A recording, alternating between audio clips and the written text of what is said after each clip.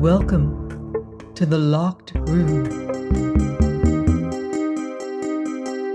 Stories from the golden age of mystery and crime fiction.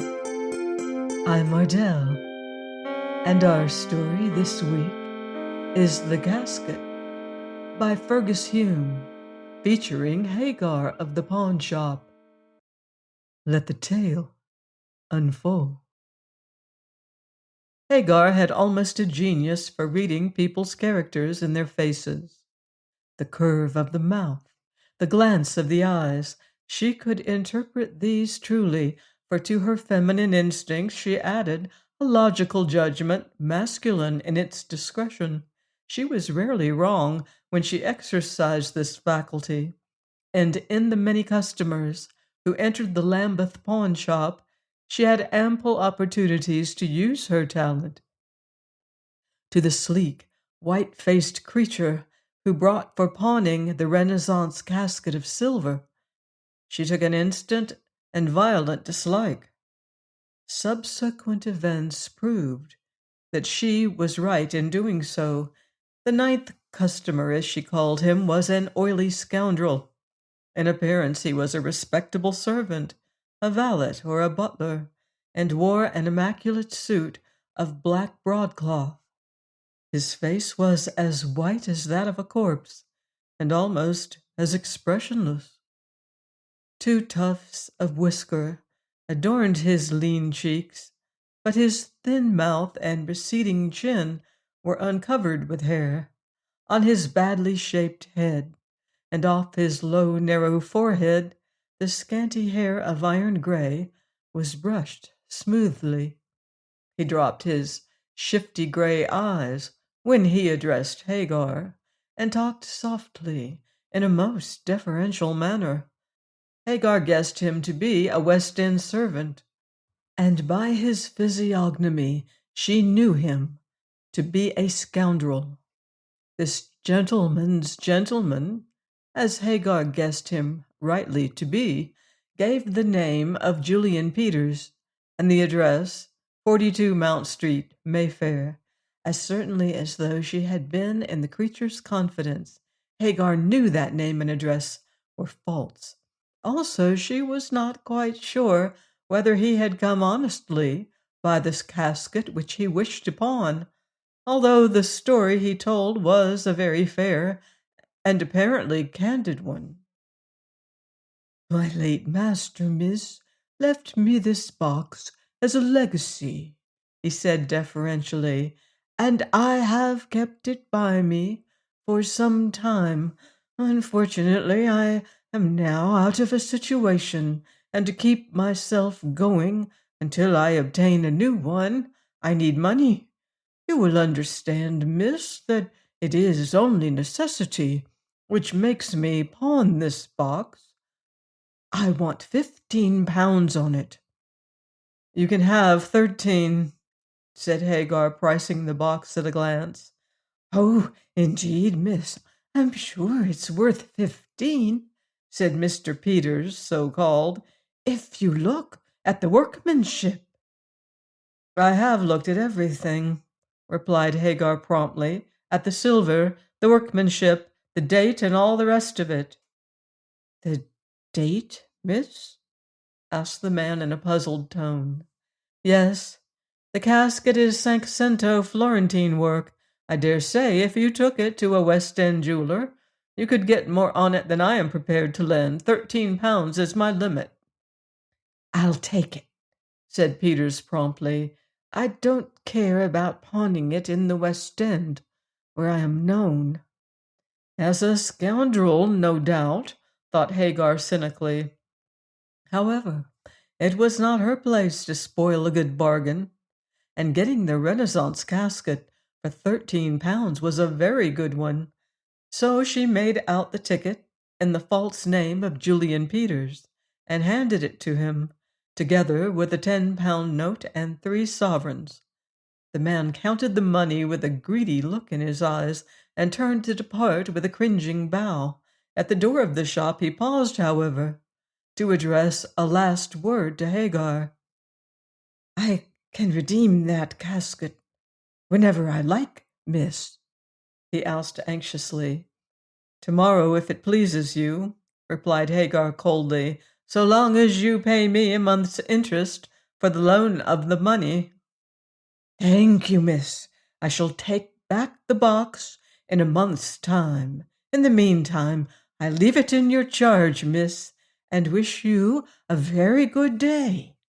Hagar gave a shudder of disgust as he left the shop, for the man to her was a noxious thing like a snake or a toad. If instinct were worth anything, she felt that this valet was a thief and a scoundrel who was abusing the trust his employer placed in him. The casket was far more likely to have been thieved than to have come to Mr. Peters by will. It is not usual for gentlemen to leave their servants legacies of cinque cento caskets. The box, as Peters called it, was very beautiful, an exquisite example of goldsmith's art, worthy of Benvenuto Cellini himself. Probably it was by one of his pupils. Renaissance work, certainly, for in its ornamentation there was visible that mingling of Christianity and paganism which is so striking a characteristic of the rebirth of the arts in the Italy of Dante and the Medici. On the sides of the casket in relief there were figures of dancing nymph and piping satyr, flower-wreathed altar, and vine-crowned priest. On the lid, a full-length figure of the Virgin with upraised hands, below clouds and the turrets of a castle. Overhead, the glory of the Holy Ghost, in the form of a wide-winged dove, and fluttering cherubs and grave saints. Within, the casket was lined with dead gold, smooth and lustreless. But this receptacle contained nothing. Without doubt, this tiny gem of goldsmith's art had been the jewel case of some Florentine lady in that dead and gone century. Perhaps for her some lover had ordered it to be made, with its odd mingling of cross and thyrsus, its hints of asceticism and joyous life. But the Florentine beauty was now dust. All her days of love and vanity and sin were over, and the casket in which she had stored her jewels lay in a dingy London pawn shop. There was something ironic in the fate meted out by time and chance to this dainty trifle of luxury. While examining the box, Hagar noticed that the gold plate of the case within was raised some little distance above the outside portion. There appeared to her shrewd eyes to be a space between the base of the casket and the inner box of gold, ever on the alert to discover mysteries. Hagar believed that in this toy there was a secret drawer, which no doubt opened by a concealed spring. At once she set to work, searching for this spring. "It is very cleverly hidden," she murmured, having been baffled for a long time. "But a secret recess there is, and I intend to find it. Who knows but what I may stumble on the evidence of some old Florentine tragedy, like that of the crucifix of Fiesole." Her fingers were slender and nimble, and had a wonderfully delicate sense of feeling in their narrow tips. She ran them lightly over the raised work of beaten silver, pressing the laughing heads of the fauns and nymphs. For some time she was unsuccessful, until by chance she touched a delicately modeled rose which was carven on the central altar of one side. At once there was a slight click, and the silver slab with its sculpted figures fell downward on a hinge. As she had surmised, the box was divided within into two unequal portions. The upper one, visible when the ordinary lid was lifted, was empty, as has been said, but in the narrowness of the lower receptacle between the false and the real bottoms of the box, there was a slim packet. Pleased with her discovery, which certainly did credit to her acute intelligence, Hagar drew out the papers. "Here's my Florentine tragedy," said she with glee, and proceeded to examine her treasure trove. It did not take her long to discover that the letters, for they were letters, 5 or 6 tied up with rose-hued ribbon, were not 15th century, but very late 19th, that they were not written in Italian, but in English, penned in graceful feminine handwriting upon scented paper. A perfume of violets clung to them still. These letters were full of passionate and undisciplined love. Hagar only read one, but it was sufficient to see that she had stumbled upon an intrigue between a married woman and a man. No address was given, as each letter began unexpectedly with words of fire and adoration, continuing in such style from beginning to end, where the signature appended was Beatrice.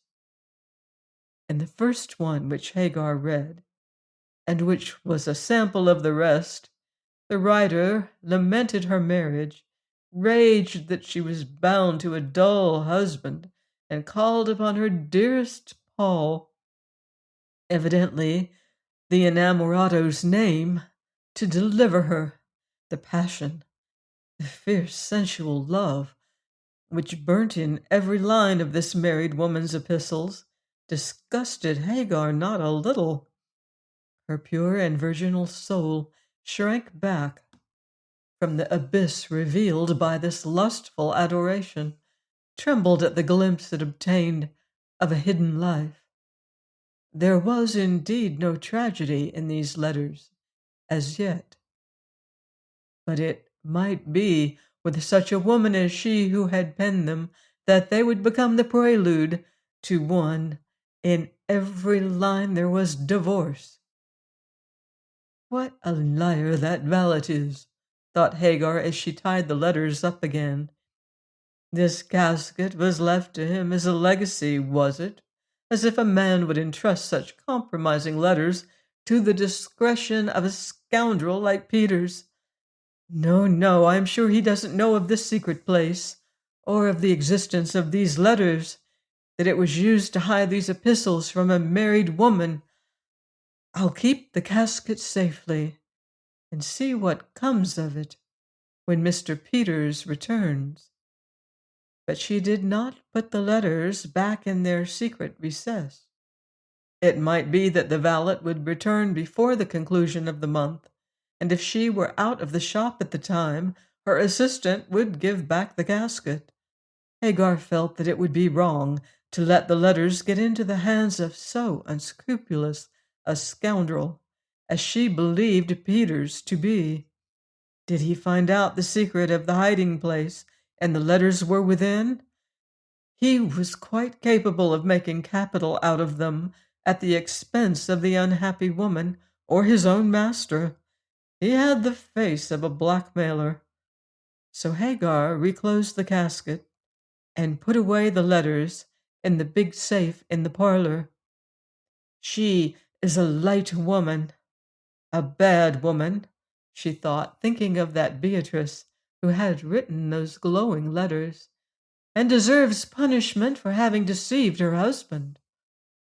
But I won't give her into the power of that reptile. He would only fatten on her agony. If he comes back for the casket, he shall have it. But without those letters. Hagar did not think for a moment that Peters knew of the existence of these epistles, else in place of pawning the box, he would have levied blackmail on the wretched Beatrice or her lover. But when in 2 weeks, long before the conclusion of the month, the valet again appeared, he showed Hagar very plainly that he had learnt the secret in the meantime. How and from whom he had learnt it, Hagar forced him to explain. She was able to do this, as he wanted back the casket, yet had not the money to redeem it. This circumstance gave her a power over the man which she exercised mercilessly, and for some time, playing with him in cat and mouse fashion, she pretended to misunderstand his errand. But at first sight, she saw from his greedy eyes and the triumphant look on his face that he was bent on some knavery. "I wish to look at my box, if you please, miss," said he on first entering the shop. "I cannot redeem it as yet, but if you would permit me to examine it, I—" "Certainly," said Hagar, cutting him short. She had no patience with his flowery periods. "Here's the box. Look at it as long as you please." Peter seized the casket eagerly, opened it, and looked into the empty space within.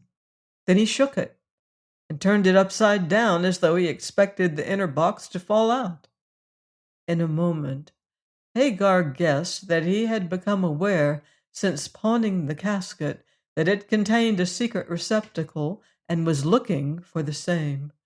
With an ironic smile, she watched him fingering the delicate carvings with his clumsy hands, and saw that with such coarse handling the casket would never yield up its secret. She therefore revealed it to him, not for his satisfaction, but because she wanted to know the history of the love letters, for these, without doubt, the creature was looking. And Hagar congratulated herself that she had obeyed her instinct and had placed the letters beyond his reach. "You can't find it, I see," she observed as Peters put down the casket in disgust. "Find what?" he asked with a certain challenge in his regard. "The secret drawer for which you are looking." "How do you know that I look for a secret drawer, miss?" "I can guess as much from the persistent way in which you press the sides of that box. Your late master, who left you the casket as a legacy, evidently did not explain its secrets. But if you wish to know, look here." Hagar picked up the box deftly, touched the altar rose with a light finger, and revealed to Mr. Peters the secret recess. His face fell, as she knew it would, at the sight of the vacant space. "Why, it's empty," he said aloud in a chagrined tone. I thought that you would find some letters within," interrupted Hagar smartly. "No doubt, but you see, Mr. Peters, if that is your name, I happen to have anticipated you." "What? You have found the letters?"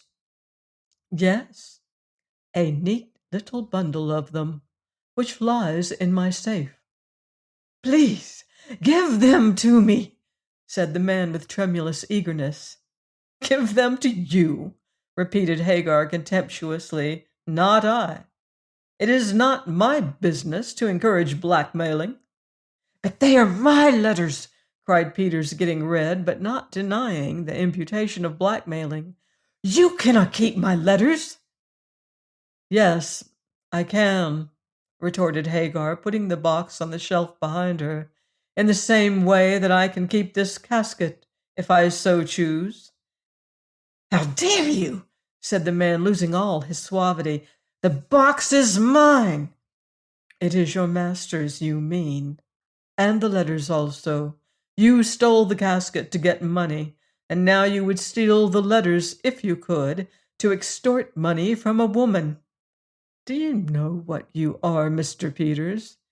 You are a scoundrel." Peters could hardly speak for rage, but when he did find his voice, it was to threaten Hagar with the police.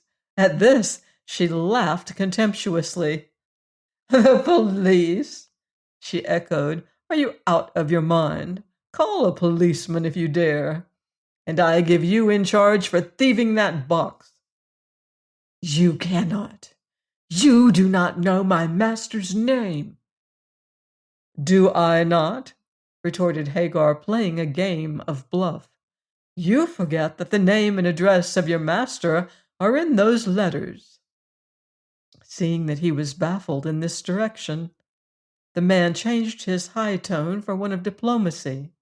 He became cringing and wheedling and infinitely more obnoxious than before.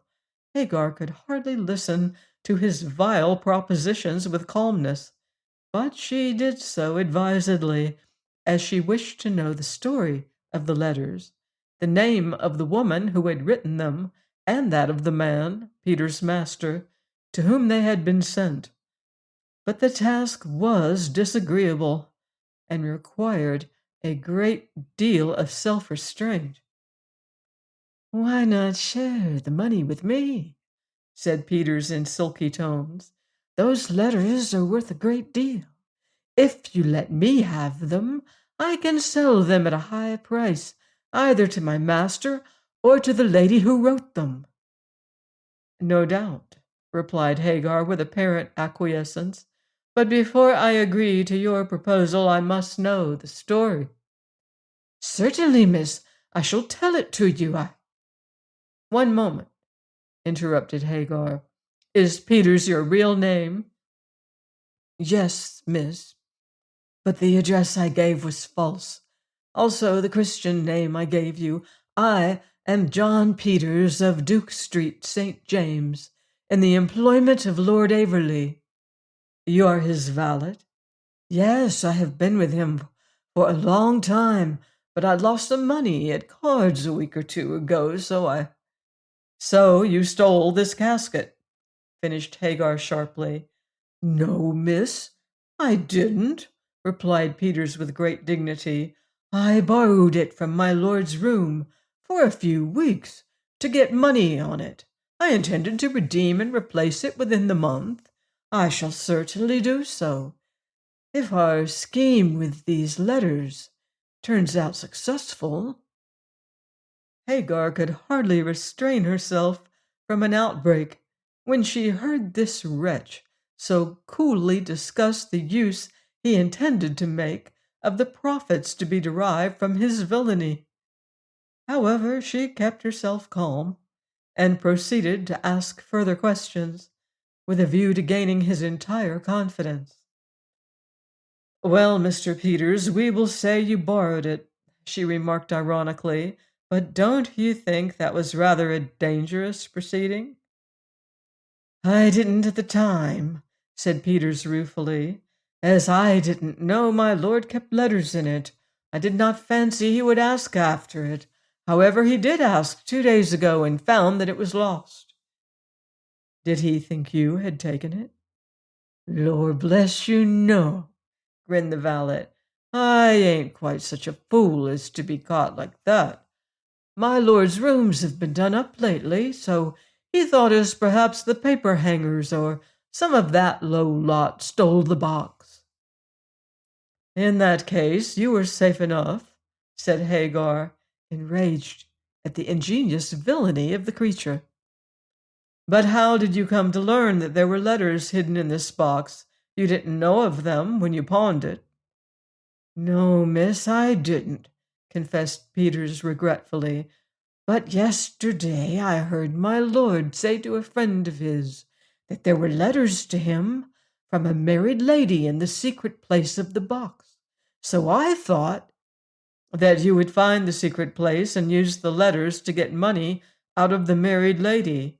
"Yes, I did. That's what we're going to do, ain't it?"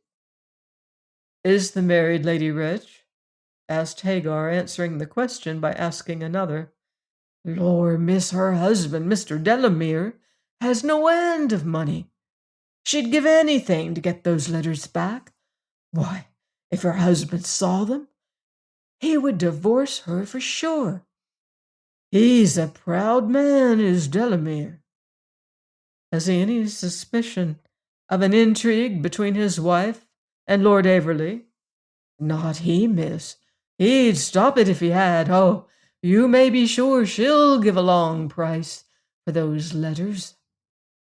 "No doubt," assented Hagar. Well, Mr. Peters, as I am your partner in this very admirable scheme, you had better let me see Mrs. Delamere. I'll get more out of her than you would. I dare say, miss. You're a sharp one, you are. But you'll go shares, fair. Oh, yes, if I get a good sum, you shall have half, replied Hagar ambiguously. But where does Mrs. Delamere live? In Curzon Street, miss, the house painted a light red. You'll always find her in now, about 7. Squeeze her for all she's worth, miss. We've got a good thing in on this business. It would seem so, replied Hagar coolly. But if I were you, Mr. Peters, I would redeem this casket as soon as I could. You may get into trouble else. I'll take the money out of my share of the cash, said the scoundrel. Don't you take less than 500, miss.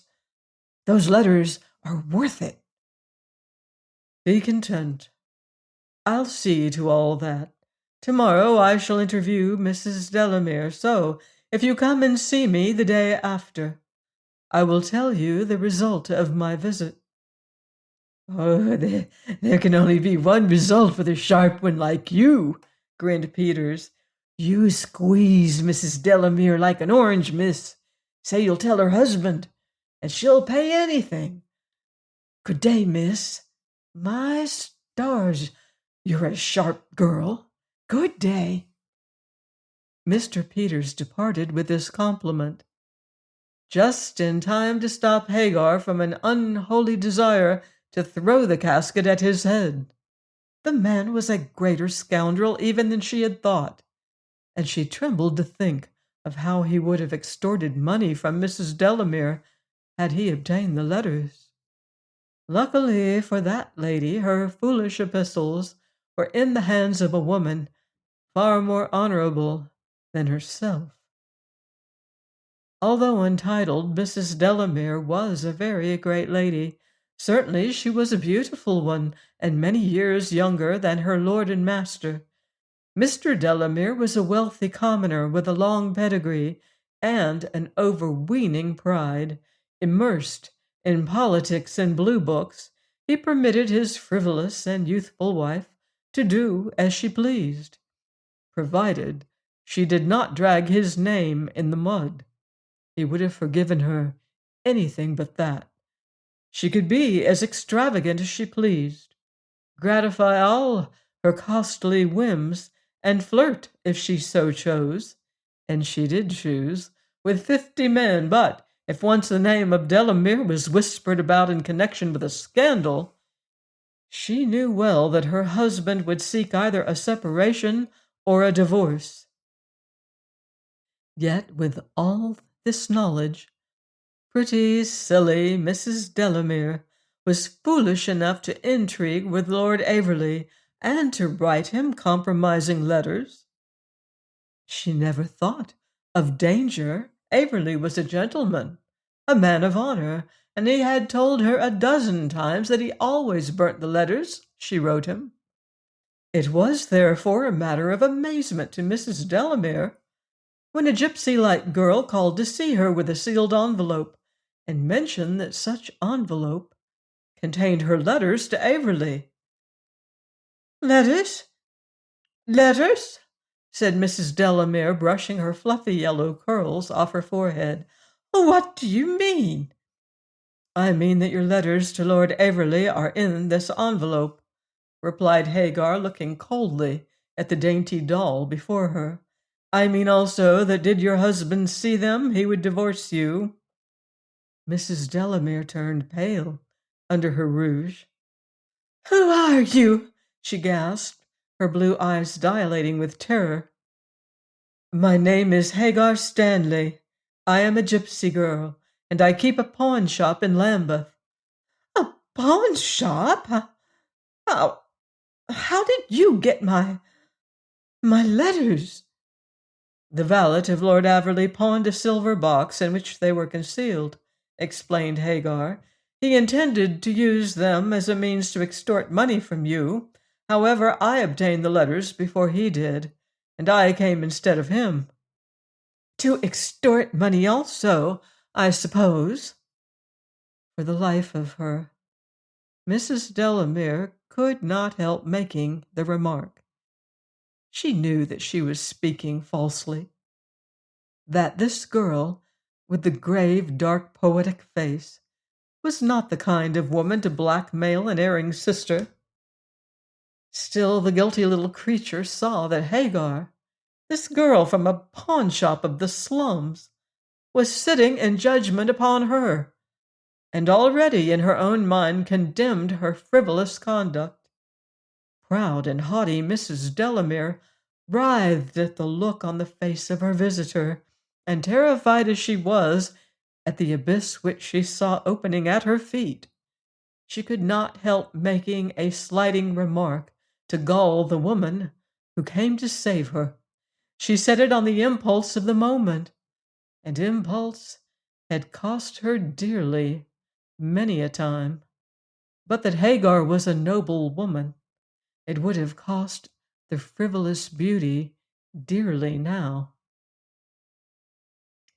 "No, Mrs. Delamere," replied Hagar, keeping her temper, for really this weak little creature was not worth anger.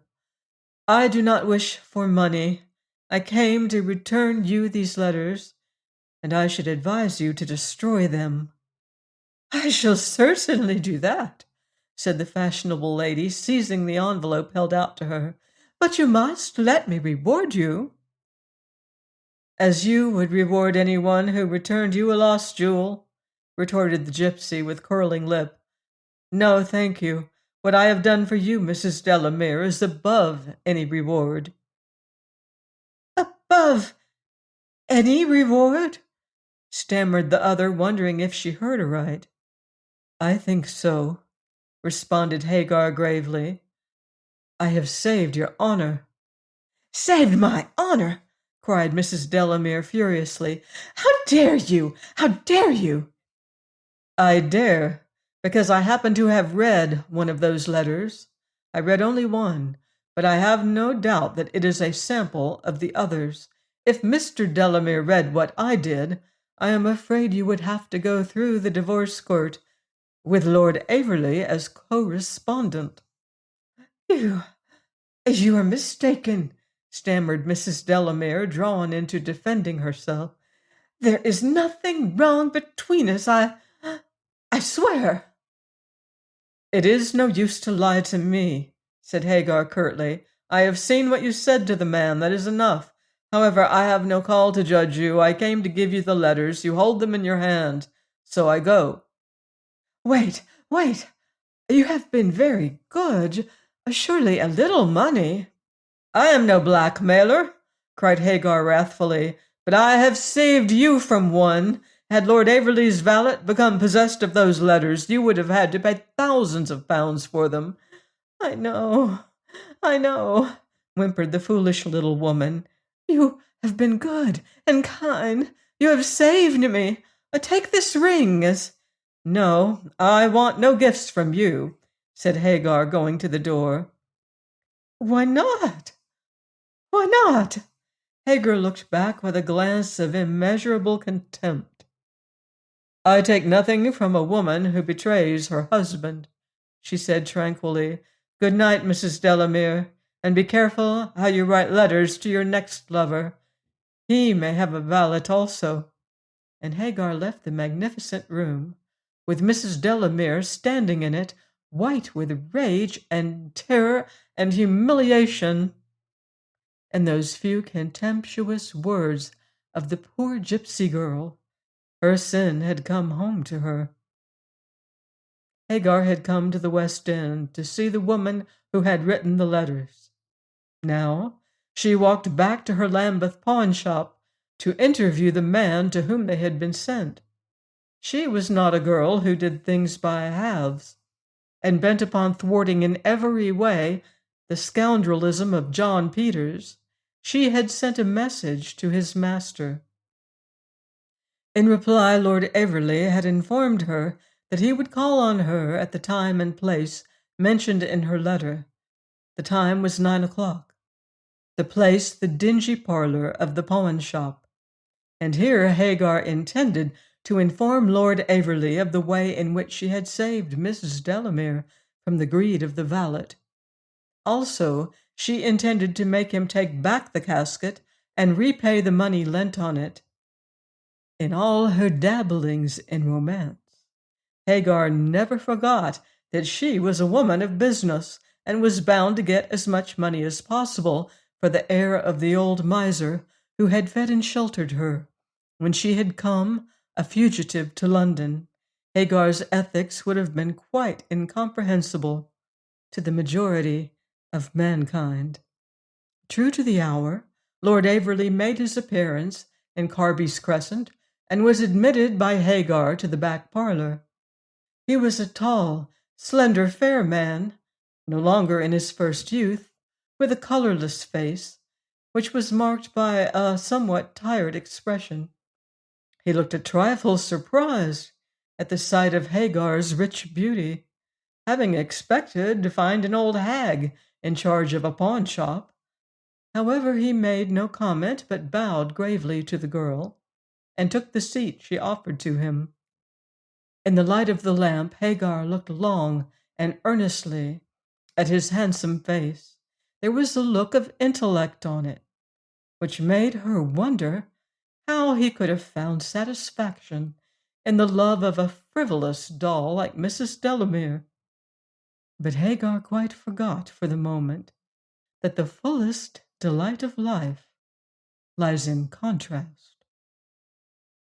"I have no doubt you wondered at receiving a letter from a pawn shop," she said abruptly. "I confess I did," he replied quietly, "but because you mentioned that you had my casket, I came. It is here, you say?" Hagar took the silver box off a near shelf and placed it on the table before him. "It was pawned here 2 weeks ago," she said quietly. "I lent £13, so if you give me that sum and the month's interest, you can have it." Without a word, Lord Averley counted out the £13, but he had to ask her what the interest was.